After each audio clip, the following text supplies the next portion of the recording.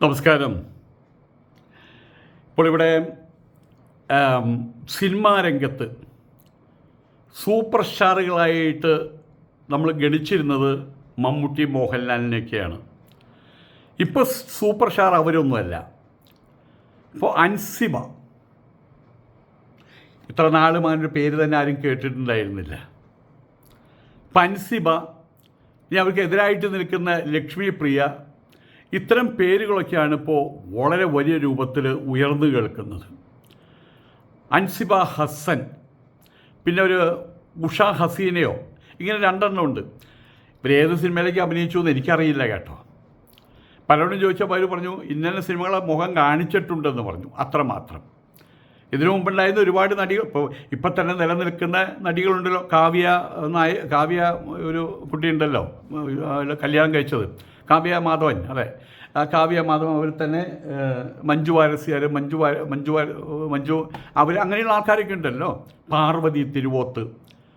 ഇവർക്ക് ആർക്കുമില്ലാത്ത കൊമ്പാണ് ഇപ്പോൾ ഈ അൻസിബ ഹസന് മുളച്ചു വന്നിട്ടുള്ളത്.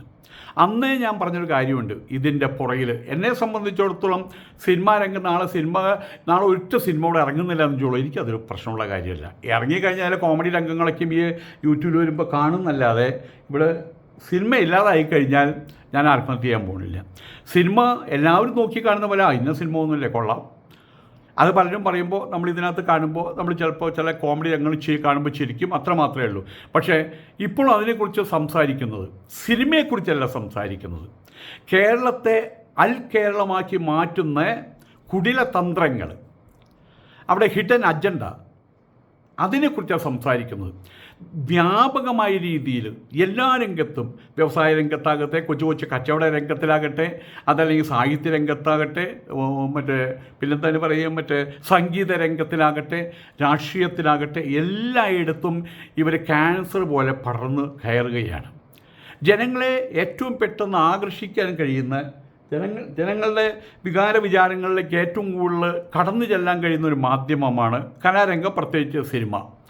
ആ സിനിമാ രംഗത്തെയും തങ്ങളുടെ അധീനതയിൽ, തങ്ങളുടെ വരുതിയിലാക്കാൻ വേണ്ടിയിട്ട് അവിടെ ശ്രമിക്കുന്ന, ഈ മലയാള സിനിമാ രംഗത്ത് ശ്രമിക്കുന്ന ഒരു കൂട്ടം ആളുകളുടെ മുഖമായിട്ട് മാറിയിരിക്കുകയാണ് ഇപ്പോൾ ഈ അൻസിബ ഹസൻ.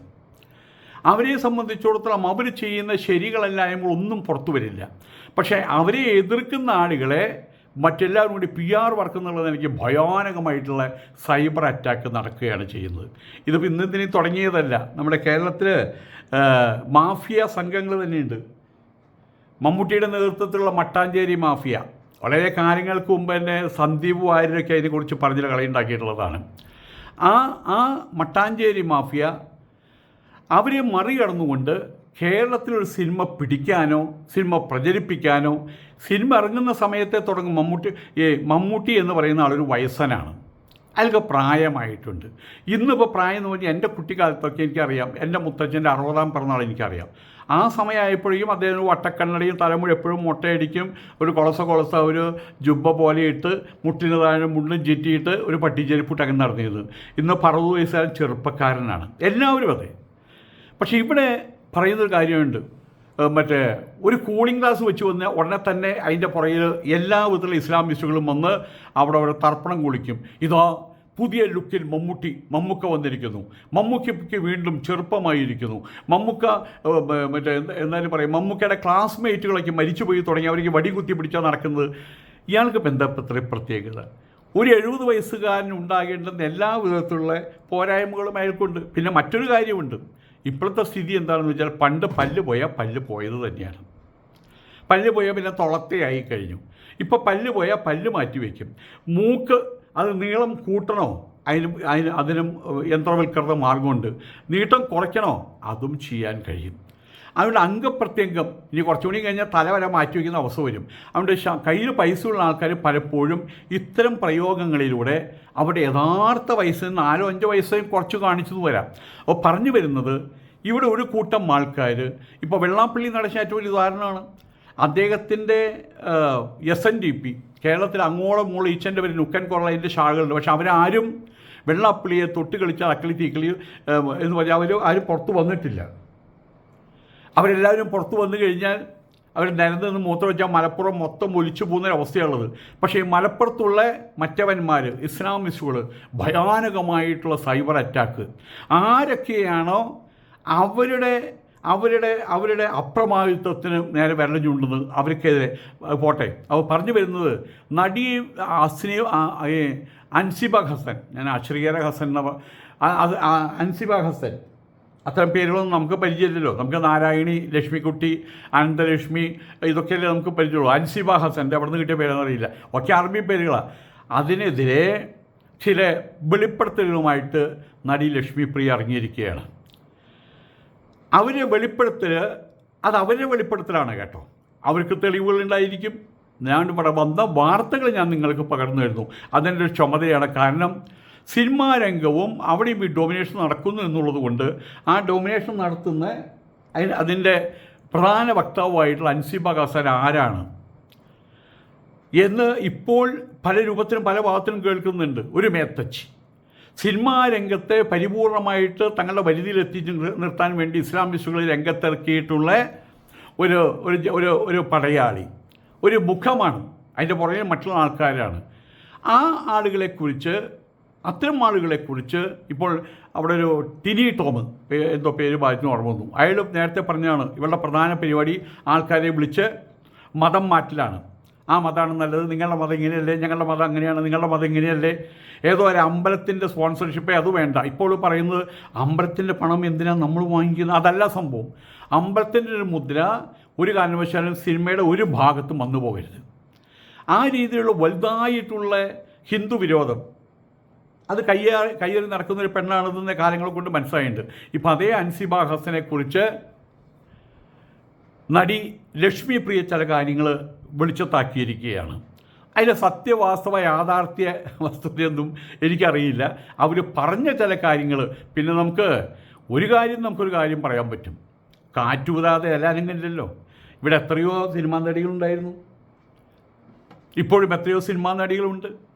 ഇവരൊന്നും ഈ രീതിയിൽ നെഗറ്റീവായിട്ട് വിപരീതാത്മകമായിട്ടുള്ള പ്രശസ്തി ഒന്നും അവരാരും സമ്പാദിച്ചു കൂട്ടുന്നില്ലല്ലോ. നല്ല സിനിമയിൽ അഭിനയിച്ച് നല്ല പേരെടുക്കുന്നു.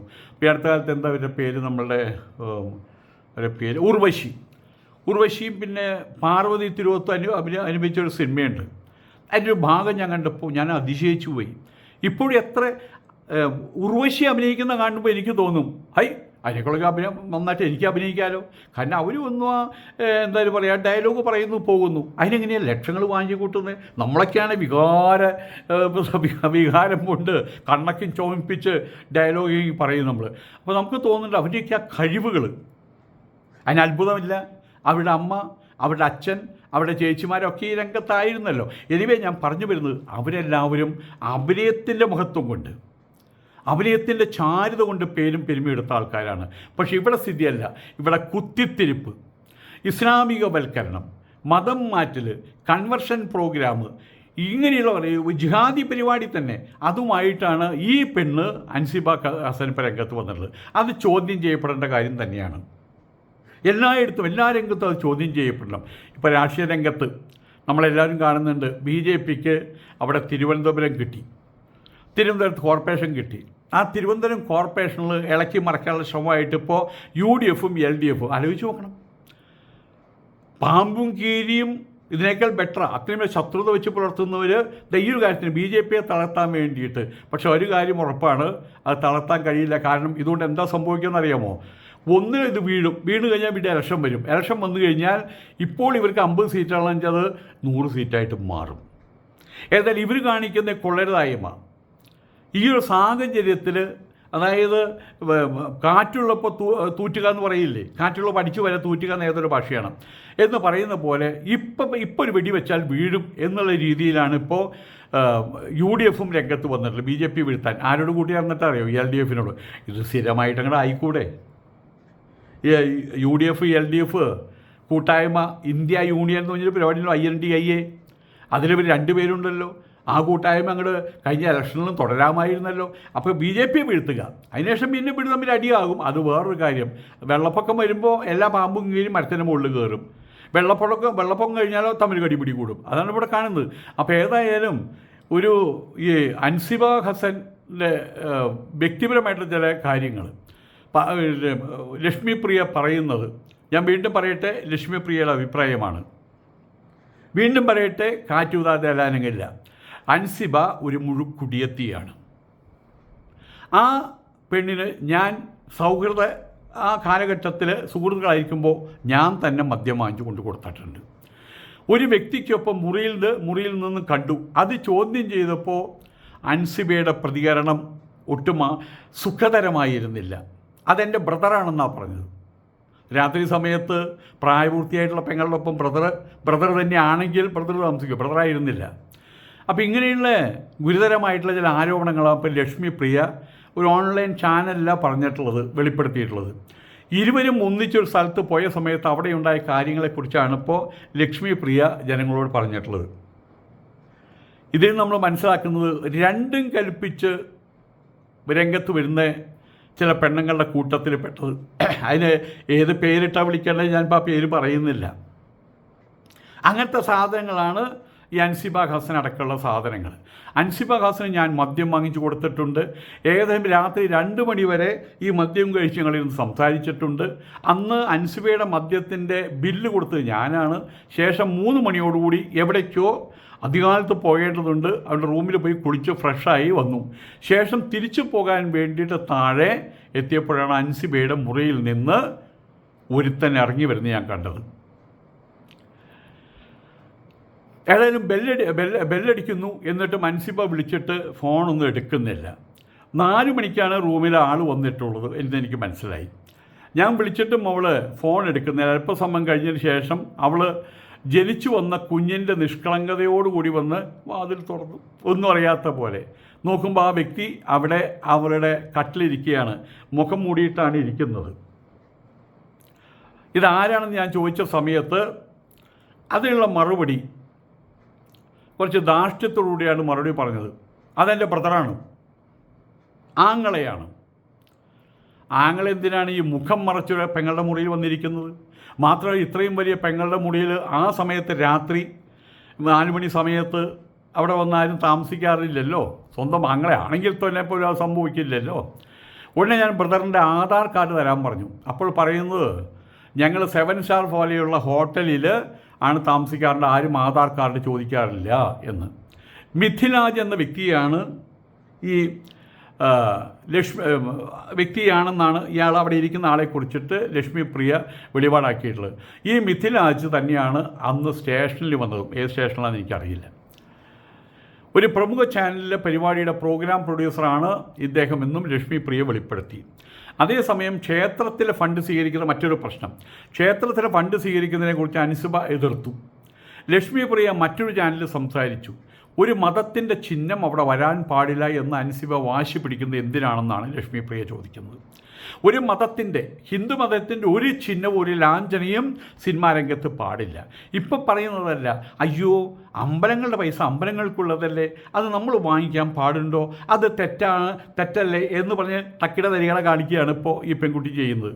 ഒരു ക്രിസ്ത്യൻ പള്ളിയുടെ അതല്ലെങ്കിൽ ഒരു അമ്പലത്തിൻ്റെ ചിഹ്നം അവിടെ കണ്ടാൽ എന്താണ് അൻസിബയ്ക്ക് പ്രശ്നം? ഈ ചോദ്യങ്ങൾ അതേപടിയൊന്നും നമ്മൾ വാരി വിഴുങ്ങേണ്ടതില്ല. പക്ഷേ സംതിങ് റിമെയിൻസ് ബിഹൈൻഡ്. എന്തോ ഇതിൻ്റെ പുറകിലുണ്ട്. സിനിമാ രംഗത്ത് ടിനി ടോം മുതൽക്കുള്ള ആൾക്കാരെ വിളിച്ചു പറഞ്ഞത് അവിടെ അവരെ മട്ടാഞ്ചേരി മാഫിയയുടെ പ്രസൻസ് അതുകൊണ്ട് നമുക്ക് മനസ്സിലാക്കാൻ കഴിയുന്നുണ്ട്. സിനിമാ രംഗം പെട്ടെന്ന് പ്രശസ്തി കിട്ടും, പെട്ടെന്ന് പണം കിട്ടും. ആ രംഗപ്പോൾ ഹിന്ദുക്കൾക്ക് അന്യമായിക്കൊണ്ടിരിക്കുകയാണ്. അത് നമുക്ക് മനസ്സിലാക്കാൻ കഴിയുന്നുണ്ട്. പലരും എന്നോടും പറഞ്ഞിട്ടുണ്ട്, ഹിന്ദുക്കളായിട്ടുള്ള നടീനന്മാർ ചെല്ലുന്ന സമയത്ത് അവരെ വാക്കുകൊണ്ടും നോക്കുകൊണ്ടും പല രൂപത്തിലും അവരെ അവഹേളിക്കാനുള്ള ശ്രമം, ഒറ്റപ്പെടുത്താനുള്ള ശ്രമം, അകറ്റി നിർത്താനുള്ള ശ്രമമൊക്കെ ഞാൻ പലയിടത്തുനിന്നും അറിഞ്ഞിട്ടുണ്ട് ഇത്തരം കാര്യങ്ങൾ അവിടെ നടക്കുന്നു എന്ന്. അപ്പോൾ ഏതായാലും അവർ ക്രിസ്ത്യൻ പള്ളി അഥവാ അമ്പലത്തിൻ്റെ ചിഹ്നം അവിടെ കണ്ടാൽ അൻസിബയ്ക്കിപ്പോൾ കരിയിളകും. അവരുടെ പ്രശ്നം അവർ പറയുന്നത് ഞാൻ അവർക്ക് കൊടുത്ത വ്യാജ പരാതിയാണെന്നാണ്. അതാണ് അവരുടെ പ്രശ്നമെന്ന് ലക്ഷ്മിപ്രിയ തുറന്നടിച്ചു. ഏതായാലും ഈ ലക്ഷ്മിപ്രിയ ഇത്തരം ആരോപണങ്ങൾ ഉന്നയിച്ചിട്ടും ആരും അത് പ്രതികരിച്ചിട്ടില്ല. കൂടെ ആരെങ്കിലും ഉണ്ടെങ്കിൽ ആയിക്കോട്ടെ, അത് അൻസിബയുടെ പേഴ്സണൽ കാര്യമല്ലേ, അതെന്തിനാണ് നിങ്ങൾ അത്തരം കാര്യത്തിൽ ഇടപെട്ടില്ലല്ലോ. അവിടെ നടക്കുന്ന കാര്യം മറ്റുള്ളവരെ അറിയിച്ചു എന്ന് മാത്രം.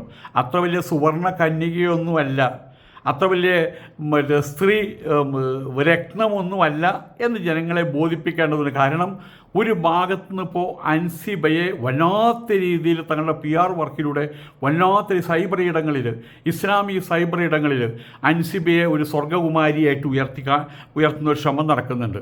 ആയതുകൊണ്ട് തന്നെ ലക്ഷ്മി പ്രിയയുടെ ഈ തുറന്നടിക്കലിൽ പ്രസക്തി ഉണ്ട് എന്ന് ഞാൻ മനസ്സിലാക്കുന്നു. ഏതായാലും ഇപ്പോൾ ഒരു ന്യായീകരണം കൊണ്ടുവരുന്നത്, അങ്ങനെ അൻസിബയുടെ മുറിയിൽ ഒരു ചെറുപ്പക്കാരൻ ചെന്നിരിക്കുന്നുണ്ടായാലും നിങ്ങൾക്ക് എന്താ, എങ്ങനെയുണ്ട്? ഏതായാലും അൻസിബ നിങ്ങളെപ്പോലെ ഇത്തരത്തിലുള്ള കാര്യങ്ങൾ പറഞ്ഞുകൊണ്ടല്ല രംഗത്തെത്തിയുള്ളത്. അവർ സംഘടനയ്ക്കുള്ളിലെ കാര്യങ്ങളാണ് അവർ ചൂണ്ടിക്കാണിക്കുന്നത്. ഈ സംഘടനയ്ക്കുള്ളിലെ കാര്യങ്ങൾ നമ്മൾ കാര്യം മനസ്സിലാക്കണം. മമ്മൂട്ടിയുണ്ട്, മോഹൻലാലുണ്ട്, അതുപോലെ തന്നെ ഇടവേള ബാബു ഉണ്ട്. ഇവർക്കൊന്നും അറിയാത്ത കാര്യങ്ങൾ. ഏതൊരു സംഘടനയാണെങ്കിലും ആ സംഘടനയിൽ പല നീക്കുപോക്കുകൾ അത്യന്താപേക്ഷിതമാണ്. ചിലപ്പോൾ ആ കമ്മിറ്റി മാറി അടുത്ത കമ്മിറ്റി വരുമ്പോൾ പലതും ചിലപ്പോൾ പകുതിക്ക് വെച്ച കാര്യങ്ങൾ അപ്പോൾ പറയുന്നത് കണ്ടോ അവരത് ചെയ്തു. അങ്ങനെ അലിഗേഷൻസ് ഉണ്ടാക്കാൻ കഴിയും. ഏതായാലും ഇപ്പോഴത്തെ സാഹചര്യത്തിൽ ഇത്തരം